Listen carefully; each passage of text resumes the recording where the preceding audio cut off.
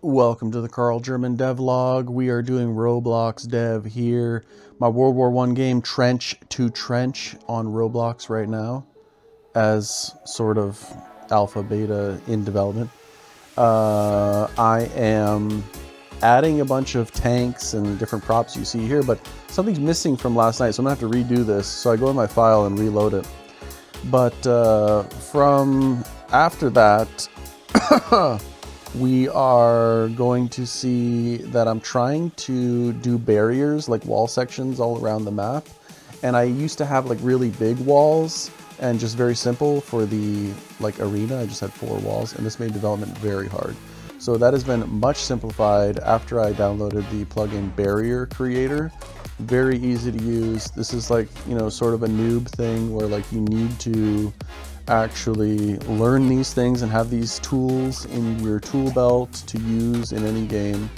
The plugin Barrier Creator, because I was trying to do something similar with AI to make like 2 points that dynamically create a thing, and we want to keep everything out of the runtime as much as possible. So even this, I'm going to put all the walls I create into a folder.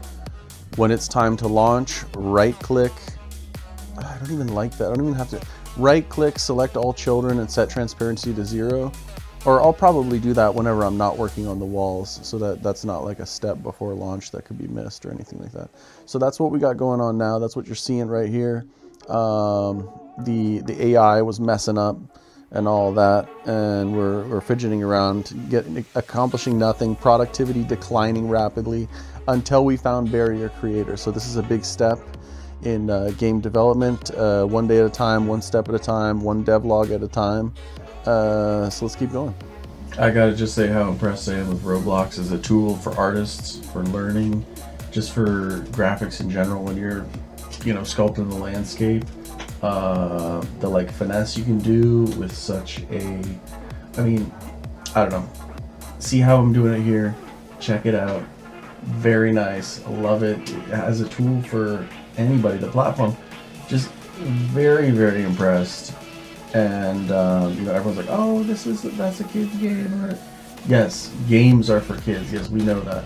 But Roblox can handle anything that you throw at it. Very powerful platform, letting you do everything for free.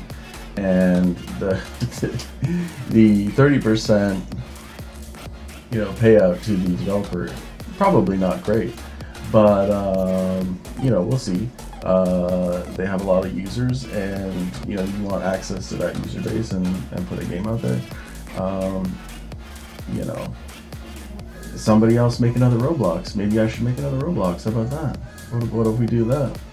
Now that we got that out of the way, yeah, I just couldn't stop thinking about that as I'm doing the assets. You know, I'm adding a tank, I'm adding, there's some touches. I realize, you know, if the tank is interacting with the ground, to make it look realistic, you want to raise some snow up or bring it down, because I, you know, started to put the tank down into the snow. That's not going to look good. You want to raise it up. You want to raise up the snow around it and then actually pull down close to the tank, so it kind of looks like it got stuck. You want to do the up and the down. And I started doing that around the trees, and you know, making it look like there's a snow drift. And that's when it just, you know, occurred to me how nice all of the not texture, but terrain tools are in Roblox. It's really cool. Very happy now that I have my wall barrier plugin. Now we're cooking with fire. All right, here we go. I added some pillboxes between level 1 and level 2, and of course blended them into the terrain.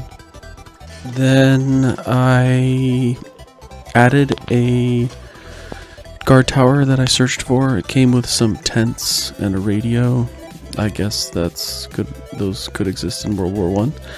And I had to fix the ladder since it didn't work, and I had to kind of research what makes a ladder in Roblox. The AI told me it's a truss component, but I told it look deeper because there's no truss, and it said that the ladder parts that are using in my piece they have something set to weld. Top surface is set to weld or something, so I don't know if that's why, or just the nature of the model that they are, you're able to climb it. I don't know, but I'm going to set it to transparent. I scaled it up, and we should be able to get into that guard tower now.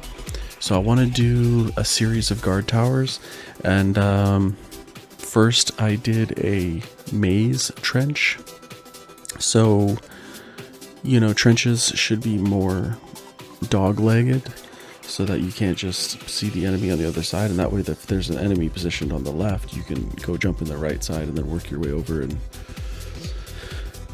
fight him that way, rather than trying to push on. You know, I should have like an AI enemy that's just kind of sitting and shooting straight and doesn't really move around all that much, and he just sort of like a trench guard who just mans the trenches. So, you know, right now I just have AIs that's kind of like running around willy-nilly. It's kind of goofy, and you know, for a game mechanic, that's dumb. They also don't shoot you when you're like in the trench. So I should have an AI guy that kind of like pops his head up in the trench. Maybe he'll move to a different spot, or maybe he'll have two different trench guards, and one sticks his head up and then another one sticks his head up, sort of like you know, hitting gophers or whatever it's called. But actually they should fire at you, even if you're, you know, even if it's just your head sticking out of the other trench, they should be firing at you. So that's another thing that I'm gonna have to fix going forward. I could ask AI how to do that. I think they could just fire at you. I could just make it so that they fire at you no matter what. I don't know what the line of sight is. I'm gonna have to look into the code currently. Why don't they fire at you when it's just your head sticking out? Like, what is the visibility calculation on that? Why aren't they shooting at me? And yeah, that'll be exciting when we get the guards, especially in the tower, shooting at you. That comes with a guard here. I'm gonna have to again change the uniform of the guards to ones that we have for this game. But I look forward to setting up a lot more of these guard towers for the next level. Trenches and guard towers. I'm not ready to switch to a different style of trench yet. I don't know how and when I'm going to do that. But I guess it'll also be switching to a different biome terrain, like grass or dirt, or and eventually a jungle or something. And yeah, it would be nice to work out a storyline for that. So